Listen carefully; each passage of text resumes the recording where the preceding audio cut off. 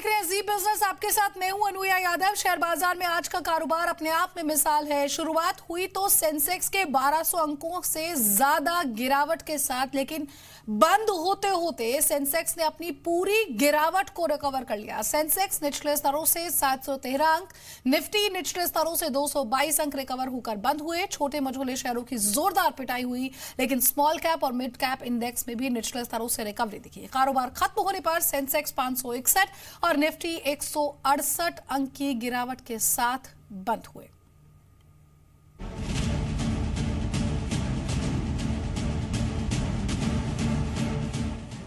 मंगल को बाजार पर अमंगल का साया, निवेशकों के 5 लाख करोड़ रुपए साफ।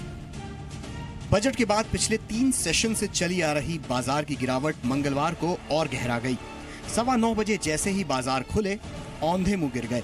सेंसेक्स 1200 और निफ्टी 390 अंकों से ज्यादा लुढ़क गए और देखते ही देखते निवेशकों के 5 लाख करोड़ रुपए स्वाहा हो गए। हालात को भांपते हुए सरकार भी सफाई देने आई। फाइनेंस सेक्रेटरी हसमुख अधिया ने कहा कि बाजार में गिरावट की वजह ग्लोबल मार्केट्स हैं, ना कि LTCG। Obviously, there is a ripple effect of whatever happens in the world on Indian stock market also. So that effect is more, or most of it is only because of that global thing. Otherwise, the Sensex and NSE would have come down on the first day itself, but nothing happened on that day. But second day onward, the effect of other markets mellowing down came on our market. Sensex और Nifty में भारी गिरावट की आशंका उसी वक्त पैदा हो गई थी जब अमेरिकी stock market index Dow Jones सोमवार को 1600 अंक तक टूट गए।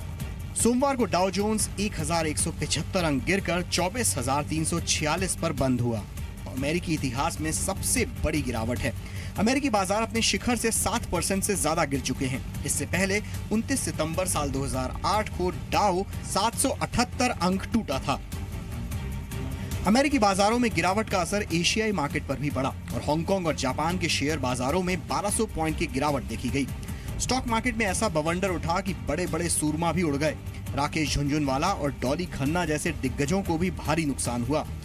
FIIs की माने तो बाजार की गिरावट फिलहाल थमती नहीं दिख रही। It's been a long, long time since the American market has had even a 10% correction. Now, 10% corrections are normal in any market all the time, whether it's commodities or stocks, currencies, whatever. We have not had one in America, so that's a serious aberration. I am sure the markets will go down at least 10% in this correction, but again, that's not a very serious statement. That's normal. You go back to any year in history, in just about any market, especially stock markets, and you see that there are 10% corrections all the time. It may be a correction. It may be a correction of 5%, maybe a correction of 10%, and maybe 20%. But it could also be the beginning of something more serious that will extend for quite some time and bring down the market by much more.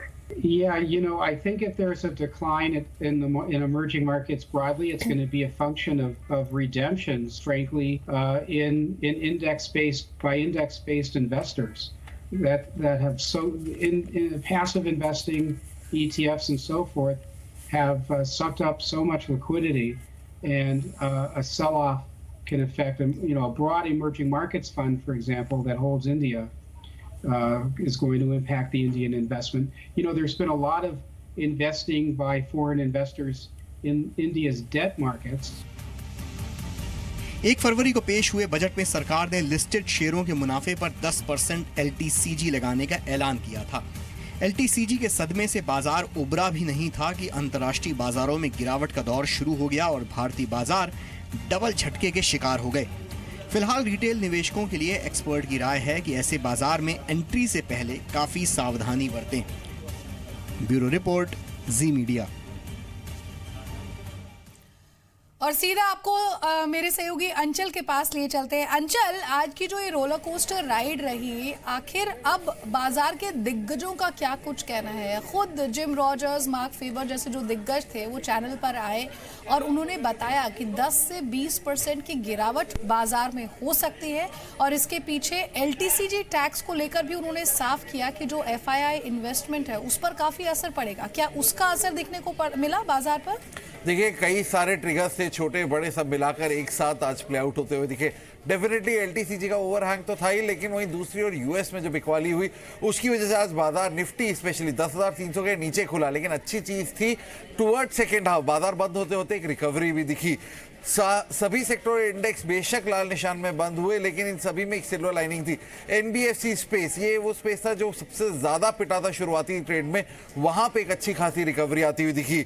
हाँ, consumer durable, IT, health care, अभी भी ये sectors pressure में जरूर हैं, लेकिन अगर आप US मार्केट्स का डेटा अभी देखें, नैस्डैक, डाउ जोन्स फ्यूचर्स और S&P फ्यूचर्स सभी में एक रिकवरी का ट्रेंड है। सो मच तो नैस्डैक फ्यूचर्स वापस हरे निशान में आए हैं और डाउ जोन्स फ्यूचर्स जो एक टाइम पे 700-750 पॉइंट डाउन थे वो 200-250 पॉइंट के करीब पहुंच गए हैं। गिरावट 200-250 पॉइंट के करीब पहुंच गई है। तो कहीं ना कहीं जो वो एक रिकवरी ट्रेंड है वो जरूर है। हालांकि आज बाजार में ज्यादा बताने के लिए सिर्फ लाल निशानी है, गेनर्स बहुत कम थे मार्केट में आज के सत्र में, वहीं लूजर्स की सूची बहुत लंबी थी। अगर आप लूजर्स की बात करें, Lupin, Tata motors, HCL, tech Mahindra, कुछ प्रीमियर फ्रंट रनिंग स्टॉक्स थे जिनमें भारी बिकवाली दिखी। FMCG में अच्छी खासी पिटाई हुई, Britannia, ITC, HUL, GSK, consumer जैसे शेयर गिरते हुए दिखे। तो ओवरऑल मार्केट का ट्रेंड नेगेटिव था, लेकिन NBFC स्पेस देखिए, बजाज फाइनेंस जैसा शेयर अच्छी रिकवरी दिखाकर बंद हुआ, तो वहीं पे इंडिया बुल्स हाउसिंग, चोला मंडलम इन्वेस्टमेंट और श्रीराम ट्रांसपोर्ट में रिकवरी दिखी।